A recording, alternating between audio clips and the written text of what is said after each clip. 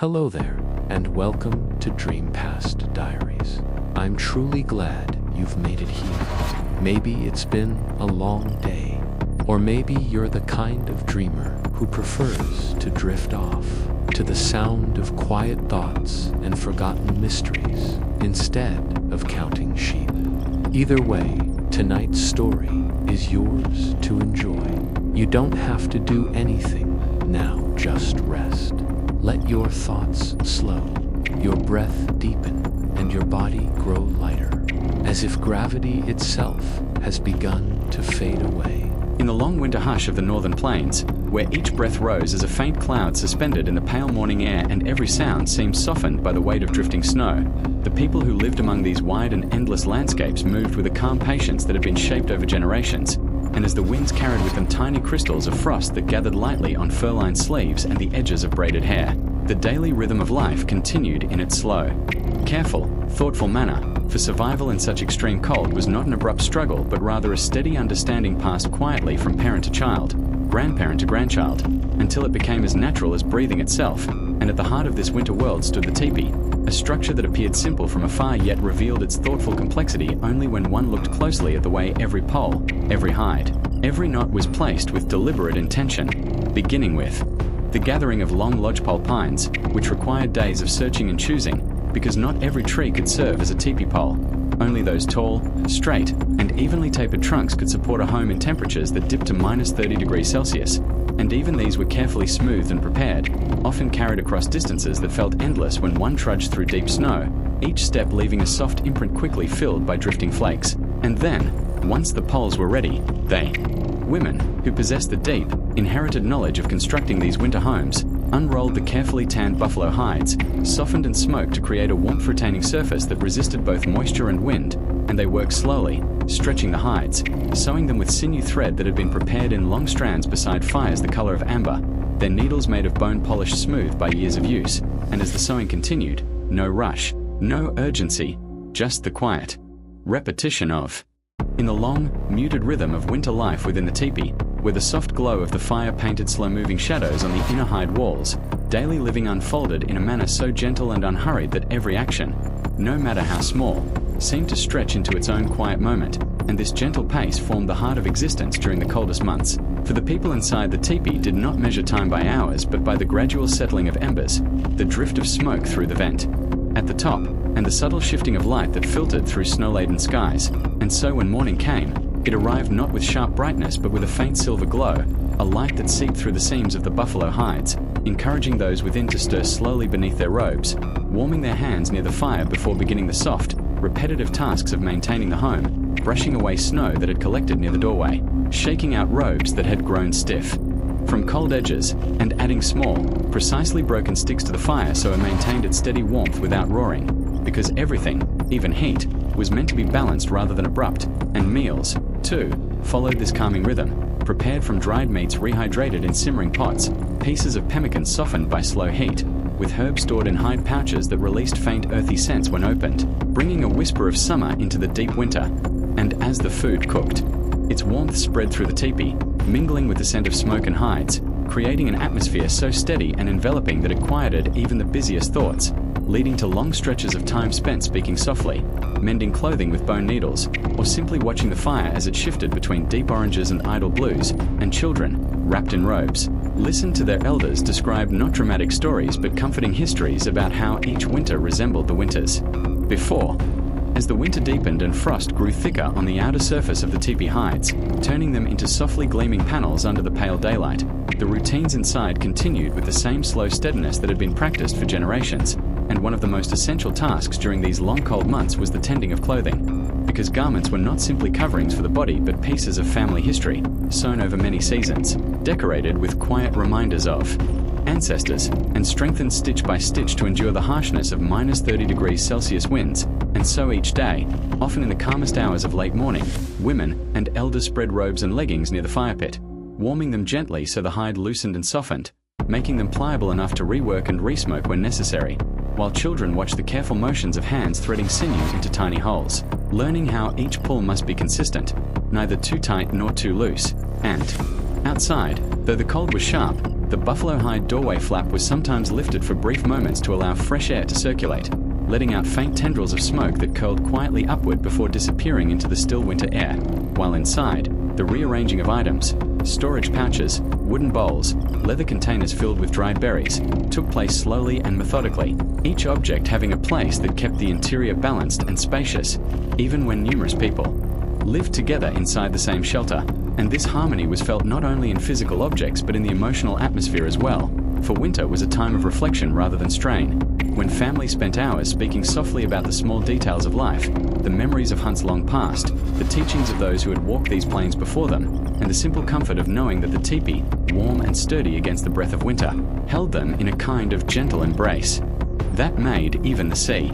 In the quieter afternoons of winter, when the light was dim but steady and the snow outside muffled every sound until even footsteps seemed to disappear into the white, the people inside the teepee turned their attention to tools, those small but essential objects that allowed life to continue smoothly despite the cold, and the tending of these tools became a kind of meditative ritual, where each knife blade was checked for dullness, each scraper inspected for cracks, and each all polished at its tip to make sure it would pass easily through hide. And the workbench of the winter lodge was not a physical table but a soft buffalo robe spread carefully on the ground, where tools could rest without slipping, warmed gently by the fire so they never became too brittle, and as hands moved slowly across them, the atmosphere filled with a sense of continuity, of objects cared for not just for usefulness but as companions of daily life, passed down through family lines, each bearing marks of past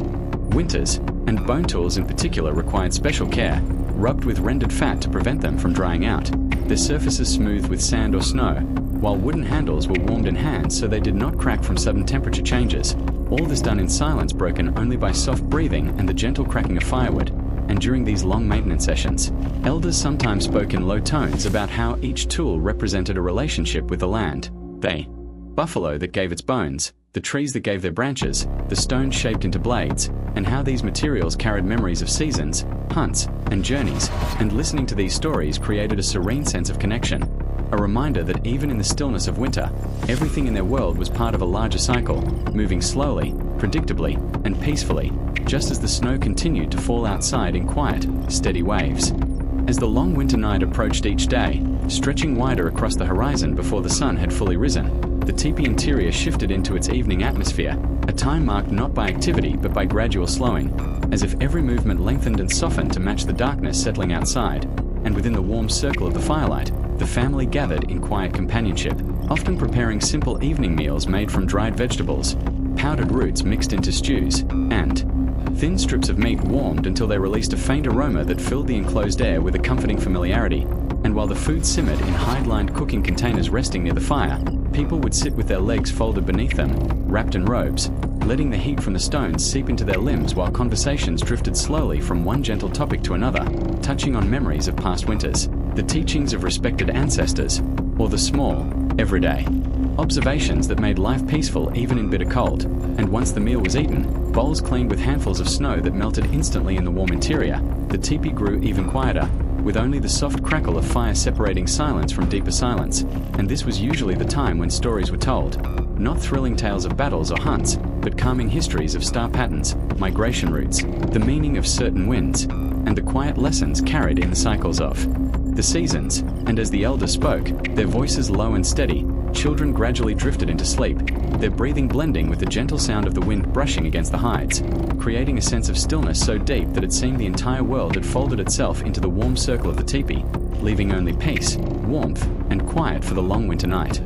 Although winter often felt endless, with weeks of cold blending softly into one another, there were small changes that the people inside the teepee noticed long before spring actually arrived, and these subtle shifts in the air, in the quality of smoke, and in the behavior of animals were discussed quietly during the calm hours of morning, creating a sense of gentle anticipation rather than excitement, for they understood that seasons always move slowly, unfolding layer by layer like a patient story. And during these transitional days, even though temperatures remained near -30°C, the snow sometimes grew lighter in texture, making footsteps slightly less muffled, or faint drips could be heard at midday when the sun warmed the upper poles of the lodge just enough to send melting flakes sliding down the hides. And indoors, families continued their slow routines, checking stores of dried food, stirring tallow mixtures, replaiting ropes, and ensuring that every item that had been relied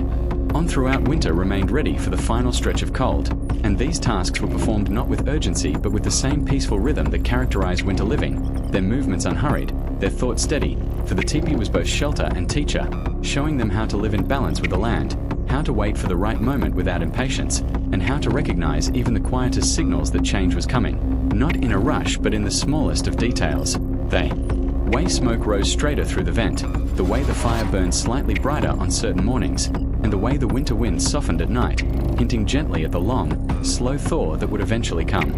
As late winter continued its patient journey toward spring, one of the most comforting rituals inside the teepee involved the tending of personal belongings, small pouches, beaded ornaments, bundles of herbs, and articles of clothing that carried personal meaning. And this process unfolded with such deliberate calm that it often filled entire afternoons, with each person seated on thick buffalo robes, slowly examining items that might need mending, cleaning, or simply organizing after months of